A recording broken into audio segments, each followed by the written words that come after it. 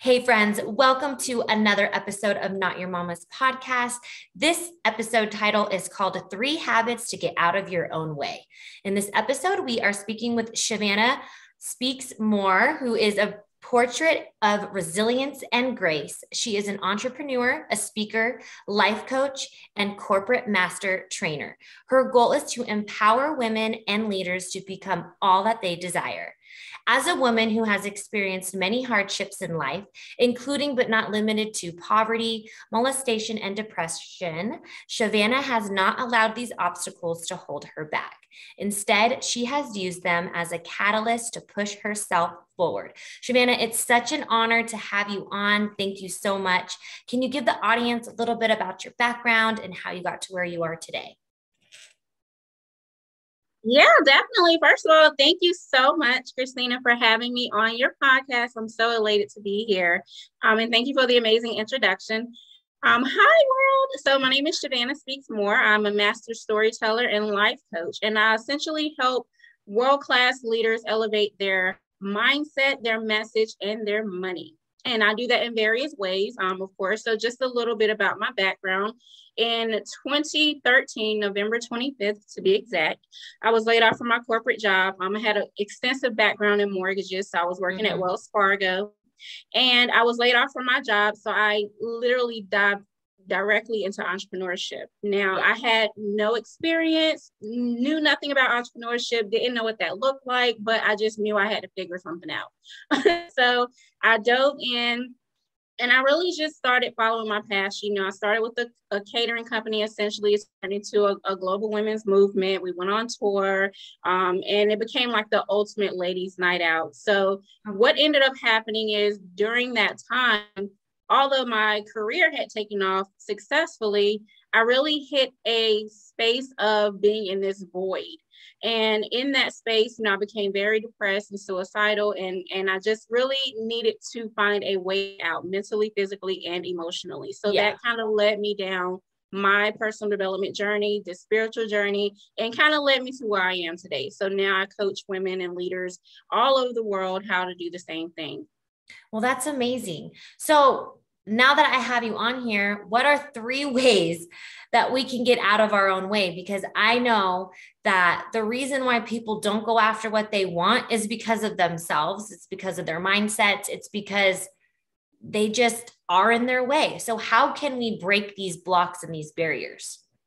Great question. And I'm really excited to dive into this because it's really not what people think, when it comes to someone, because it's so cliche when you're like, well, you're in your own way, get out of your own way. Like we hear that all the time. But what I have found in working with clients is, what does that look like? Right. So that's what I want to kind of dive into today. And the first step for that is just awareness, just having that sense of awareness that you are blocking yourself, that you are in your own way, whether that is your limiting beliefs or your sense of self-worthiness, that maybe you're not worthy to step into that room, or maybe you're not aware or the success that you deserve. Once you're aware that you are in your own way, because again, it sounds easier said than done. And a lot of people know that because we see it all over the internet, or we might see someone saying you are in your own way, listening to something motivational, but you don't know what that looks like. And until you accept responsibility and become aware that it really is you that's holding you back, again, whether it's your limitations, whether it is just your level of belief, because you didn't really grow up with someone saying you can be all that you can be, whatever that looks like for you, that is the first step. The moment of awareness for you, knowing that you're in your own way. The second thing is, real quick, before we go to the second thing, how can you help someone identify the awareness? Because some people are just like, well, I don't even know where to begin. How to identify what I need to be aware of? Like, what are some tricks that someone can use to help pick out those identities? Yeah, that is a really good question. So the first thing I would do is really sit with yourself and identify, I call it my 5 deep, where you go 5 things deep on why you are not doing the thing that you want to do. So for example, let's just say that someone wants to start a business, but they think the thing that's holding them back is money. So when you're writing down on your paper, this is something that you can literally take a piece of paper and say, okay, well, what's really holding me back, right? Money. So yeah, money is like surface level. You think that's the big problem, but it always boils down to a deeper problem. So what you'll do is you will go down 5 stages and ask yourself why, right? So if you think money is the issue, why do you think money is the issue? Okay, well, maybe you don't work enough hours at your job, or maybe you don't have any support with your children, so you can't start your business full time. Why is that an issue? And ask yourself why 5 times until you get to the root of what the issue really is. And what you'll find is that once you narrow it down, it's going to bring it kind of full circle, where at the end of the day, it's still going to come back to you. Then that's kind of where you start to eliminate like the limiting beliefs, or, maybe I don't really feel worthy of doing this, or whatever that is. That's going to bring up that awareness on what's really, really holding you back on a surface level versus just money. Because that's everybody's issue in some shape or form. Pretty much. Yeah. No. Time management, money, no. And those aren't the real issues. That's my point. Those aren't. Usually it's just like a fear of failure, or like a fear of like really being able to do it, a fear of having the time taken away, and how is this going to shift like your already like programmed daily routines, like we are basically creatures of habit. So, changing that is sometimes scary. And so what is the second way to get out of our way? So the second way is just being aware of your environment. I think a lot of the times, especially in entrepreneurship, we have this thing where we are just, it's almost like we don't identify that our environment plays an integral role in our success, in our everyday lives, or whatever that may look like. And what I mean by your environment is the relationships that you have, the people that you're talking to, your home. Like I've literally had clients who have transitioned from new homes, and the energy was just different because they had to shift their environment because they've outgrown the space they're in. So that space could not accommodate the elevated version of who they were becoming. So they had to shift their entire environment in order for them to receive the downloads, to really expand into that 2.0 version of themselves, as I like to call it. So your environment plays an integral role in your success. So that is number 2. I agree. And sometimes so what if someone can't shift their environment? I think, people need to think of alternatives, like maybe like go for a walk down into the park, like try to use the resources that you have around you. Maybe set up a little corner of the house that's like your little sanctuary where you can go and meditate, journal, whatever it is that you need to do. I think it's important for people to kind of be creative if they can't really adjust to the space, and then be aware of also your relationship dynamics, and ways to protect yourself from, like negative energy, aggressive energy, when you're trying to elevate yourself. And I think it's always important, to reach out to people like Shavannah to help come up with ways to deal with, toxicity in the household.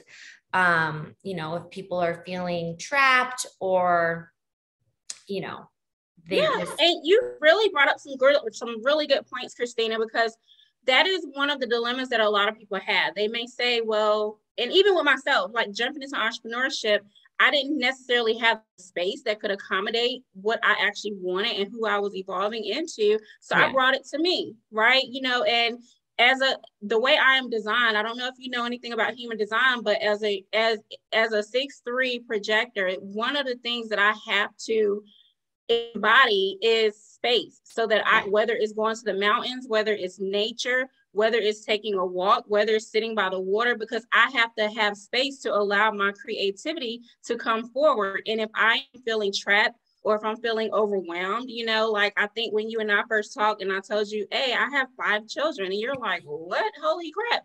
And people always ask, how do you do it? That's how I do it, because I shift my environment and make it conducive to who I am evolving into. And it doesn't necessarily mean okay, everybody has to go buy a house, or everybody bring it to you. If you know, for example, like for me, I love plants. I love I love scenery. So I love waterfalls. I love nature. I love drinking wine. So I literally started to go to like Home Goods and all of these home stores and get fresh flowers or things that made me feel good, that smell good, that will allow me to embrace my creativity. I have a whole galore of plants downstairs. That's kind of like my sacred space. That's my oasis. So that's what I mean by environment. If you can't physically get in another environment, bring that environment to you.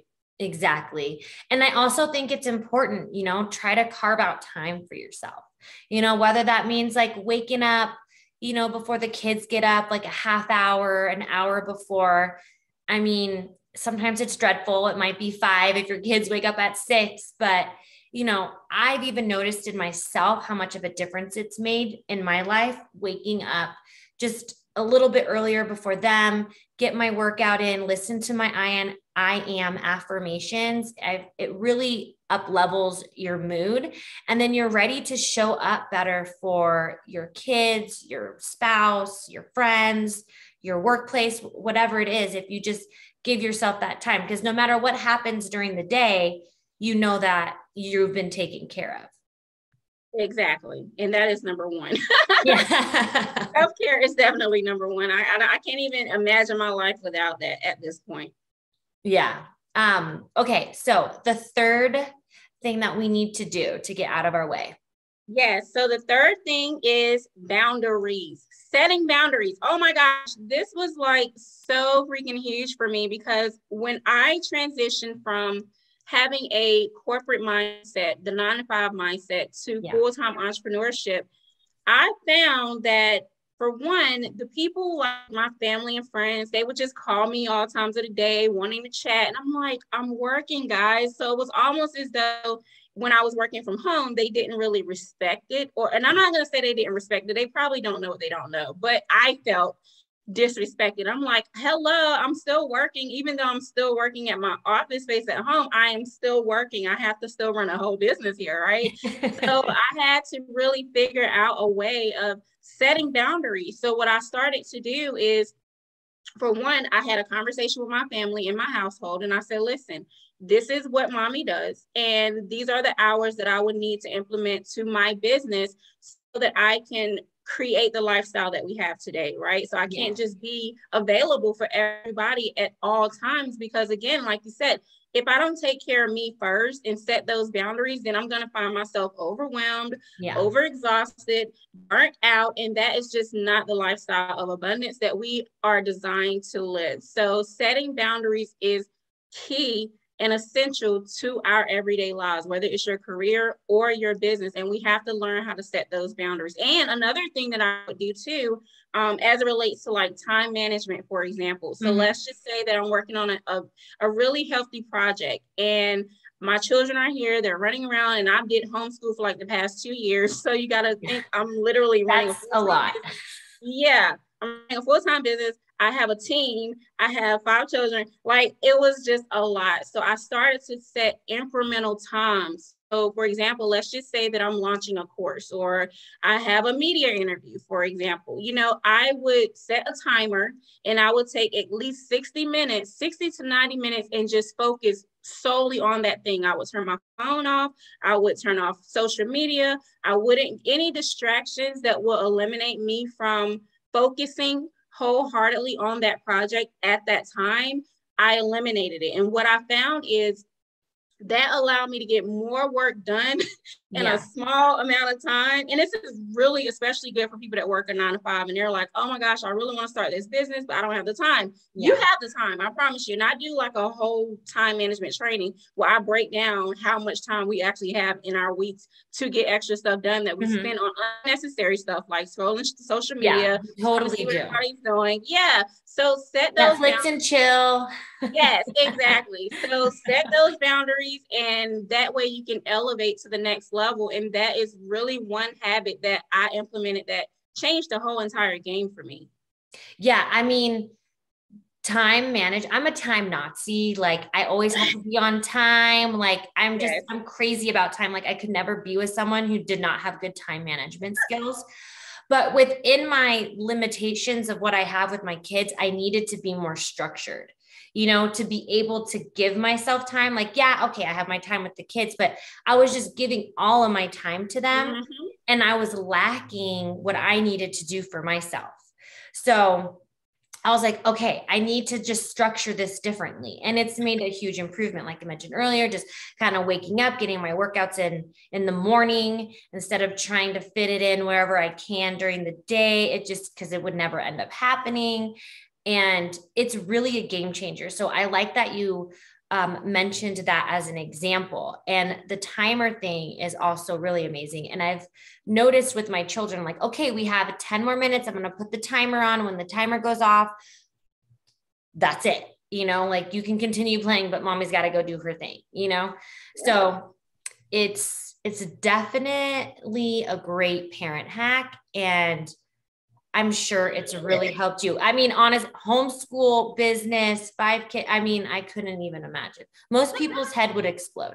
Yeah, exactly. And that's why I think I'm so passionate about what I do, because I'm like, guys, if I can do this, trust me when I say anybody can do it. But it took a lot of me working on myself, doing that inner work, right? Mm-hmm. To understand, okay, this is the lifestyle that I desire to create. This is what I envision for myself and my family. And I can manifest that with ease, right? I don't have to be burnt out. I don't have to hustle to do it. I just began to embody the essence of who I truly am, and everything that I began to use as an excuse, I'll use that as my motivation. So I just really shifted how I was viewing my situation and mm-hmm. changed my perspective on my lifestyle. And instead of asking a question or saying, why can't I do this? Why can't I do that? I just started to ask the questions, how can I do it? How can I make this happen? And then universally, I would just receive the downloads on what to do. And I implemented it, and boom, here we are. Here I am. So going back to setting boundaries, because I know sometimes like women or people, not just women, men too, they can be intimidated to express what they need in their boundaries. Mm-hmm. And sometimes it's hard to say, no, I can't do this, because a lot of people are yes ma'ams or whatever it is. How can you help someone kind of break through not being able to like voice their boundaries? Like, what are some steps that people can do to stand up for what they need? Yeah. I guess the first thing I would say is you have to really identify what it is that you're needing. Like, you have to be super clear on that. But also, when it comes to, so for example, we're talking about our household. Let's just say you're someone, you have a husband or a wife, you have children, and you're like, oh my gosh, my family's so used to me being present and being there for every single thing. How do I do this, right? So what I have found that works for me is communication is key. Like that's the first thing.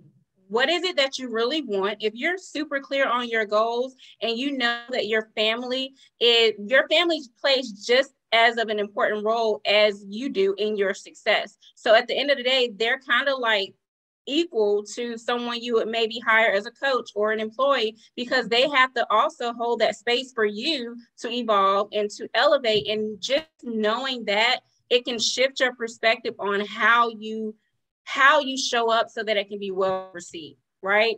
Mm-hmm. Another thing I would say is I'm really big on following my intuition, so I do a lot of consulting with my inner being, where I may say, if I have a lot of questions, or if I feel like, oh my gosh, how do I communicate this to someone? The first thing I would do is envision their response to what I'm going to bring to them, but envision it in a way that's empowering, if that makes sense. Mm-hmm. So like, for example, let's just say, Cristina, I want to say something to you, and I'm like, I don't know how she's going to receive this. So I will literally sit there and envision me coming to you, telling you and having this conversation with you, and you reacting the way I want you to react. And it sounds crazy, but I do believe in the power of visualization. So I will say that will be the first step. And then the next thing is, if you are still battling with, okay, well, I don't really know how to do that, Shavannah, or that sounds complicated, then ask yourself, ask your inner being, because your inner being always knows the way.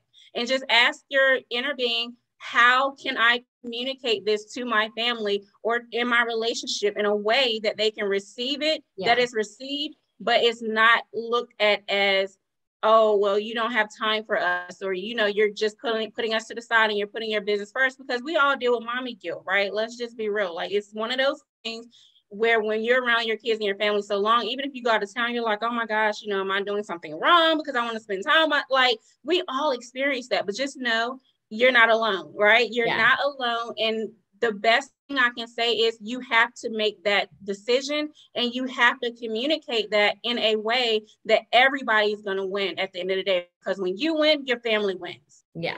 When you're in a good mood and you're taken care of, you show up so much better for your too. And you know, if you're not, then you're just going to be like snappy, grumpy, you know, and then the kids are going to remember you as like, you know, grumpy mom, or, you know, she gets mad a lot. Exactly. And energy is everything. And I think our kids see what we do and how we engage and interact versus what we say. Like, we can say something all day long, but our energy really reflects how they view us and what they begin to adapt as their habits and beliefs. About that. So I did a new mom school when I had my first son. And one thing really resonated with me is like, when you're changing your baby on the changing table, like, smile at your baby. They could pick up the energy. Don't just, you know, do it. Like, they're going to sense the energy of what's going on. So, you know, be mindful that even when you're changing the diaper, you know, smile, like, kind of, you know, give off like happy vibes. And I don't know, that just really stuck with me, because yes, they're not verbally communicating, but that means that their senses of what's going on in the room and the energy is way more heightened, because I feel like that's kind of their God-given gift as babies, is to feel, because they can't speak. You know, you'll always be feeling throughout life, but you know, they're extra heightened. They're these new little babies in the world. They're like, where am I? What's my environment? Like, who is this person? You know, I even remember when I was born, I remember being like, who are these people? Like, I swear, I remember being like, where am I? And who are these people? Like, when I was a baby, like, and I still remember that. It's real. Like, that is so, like, that's like the realest thing, because children, especially up until like the age 7, that's really where they adapt their viewpoint and their belief system of the world, right? That becomes their map of the world. And like you said, even something as simple as changing a diaper and smiling, they can feel that energy. Like, I always like to look at our children being here as a lesson and an experience for us to become aware of who we are as parents, because our children chose us for a reason, right? Just like we chose our parents for a reason. So I tend to always ask, what lesson am I supposed to learn? And even when I used to get frustrated, right, when I first started my business, and I was like, oh my gosh, I'm so overwhelmed because this person is asking to go to Target, someone else is asking for goldfish, and I was like, okay, I have to find a way to make this work. So I would really sit with myself and say, okay, God, universe, whatever, you know, you believe in, what is the lesson I'm supposed to learn in this moment? Like, why am I experiencing this emotion? Where did this emotion come from? And how can I tweak this because of my level of awareness, right? So that I can move forward and really embody the version of who I'm becoming, versus staying stuck and stagnant at where I am and continuing to get frustrated and overwhelmed. Mm-hmm. There is a point though in our children's lives where they realize, because I know it happened for me, that they're just learning too, you know, and they're human as well. Because like when we're little, we look at them like almost and idolize them, you know, like they're the adults, they take care of us. And then you realize, oh, like my mom has these issues and like my dad has these issues, and they're just learning along with me. So that's a great point. Yep. That is so true. So I have 4 questions that I ask all my first time guests. And my first question to you is, who and what inspires you? Who and what inspires me? I would say who inspires me is definitely you. Every single person that I meet on this journey, because I feel like we're all created to evolve. So every single person that I meet on this journey, I feel like is me leaving my legacy in the world. So what I love is anytime I show up in my gift and I let my voice be heard, it gives the next woman's permission to let her voice be heard. And I don't think a lot of the times we understand how powerful us just showing up can be, because me showing up gives you permission to let your voice be heard. And that inspires me to keep going. Oh, okay. That's a great answer. I love that. And then my second question is, what is something you wished you knew when you were younger? Oh, wow, that I had a voice, right? That my voice actually mattered. Like, I think you mentioned earlier about our children, like there comes a time on their journey where they're learning too. I just wish I knew this earlier. And I always tell people, I became the woman that I needed when I was a girl because I didn't know I had a voice. So now I am that voice for the voiceless. Oh, that's a great answer. Yeah. And I think a lot of people wished they knew that when they were younger too, because I feel the same way. Like I could have done this a lot sooner if I got out of my own way and I didn't live in the fear and had a voice. I mean, yeah, that's a great answer. I love that. I can totally relate to it. And I want to say this too, for the people that are watching in response to what you just said, even if you feel like it's too late, or if I would have known this sooner, we all have to travel down this journey. We all had to go through something so that we could become the people that we were meant to become in this human experience. So I always tell people it's never too late, right? I always said that too. If I would have known this 10 years ago, but 10 years ago, I wouldn't have been ready. If the universe would have put this in my lap 10 years ago, I would not have known what to do with this level of success. I would have just blew it away or whatever the case may have been. So it all happened in divine time. Exactly. Yeah. I mean, if I thought like, oh, it's too late for me, like I wouldn't even be here today, doing my podcast. I'm 35. I mean, I still have so much time left, and even though you're never promised tomorrow, but, I could literally still be sitting in the thought of, it's just too late. It's a saturated world. Like I won't be able to make it, but no, just go out there and do it. Exactly. It's never too late, and it's going to lead you down a road.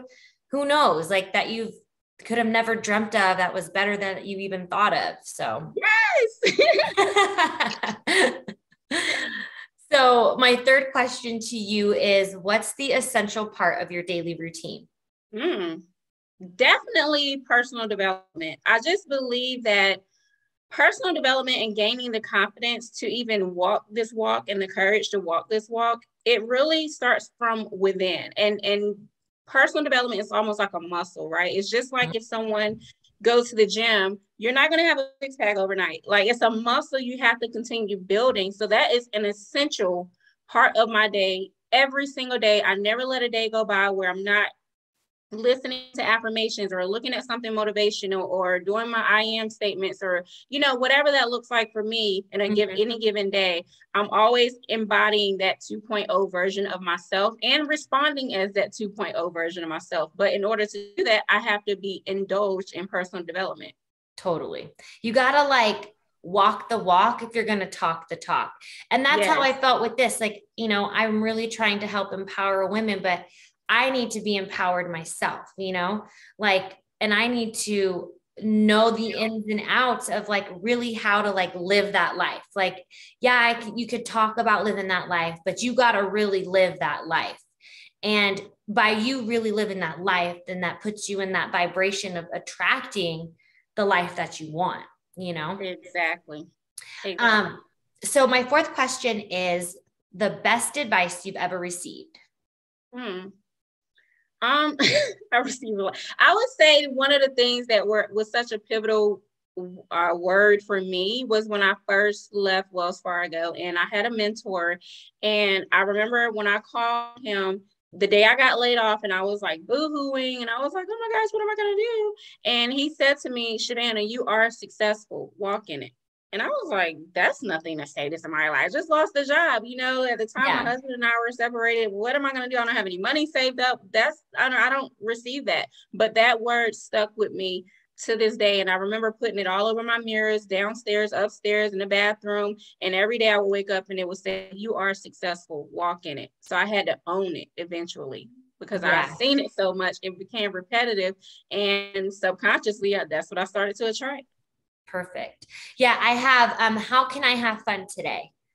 Yes. Yeah, because sometimes I feel like I need to have more fun. You know, life doesn't have to be so serious. And when you're laughing and having fun, like you're feeling good, and you know, you can feel like you can conquer the world. So, but I like what you have. I'm like, I should put that up there on my wall too. You are successful walking it. And you made a really good point to bring it home. Because one of the things I do with my clients is I intentionally have them do days of nothing. I call it the nothing day, where they do absolutely nothing. Especially if they're feeling overwhelmed and burnt out. I'm like, maybe this is your inner being trying to bring something out of you that you're not allowing the essence of you to really show up in that area. So just don't do anything and celebrate everything, like period. Because when you're in that frequency of celebratory energy, you're attracting more of that in your experience. Like, I'm not available for the hustle mentality. I'm available for ease and flow. And that's the only belief that I'm available for.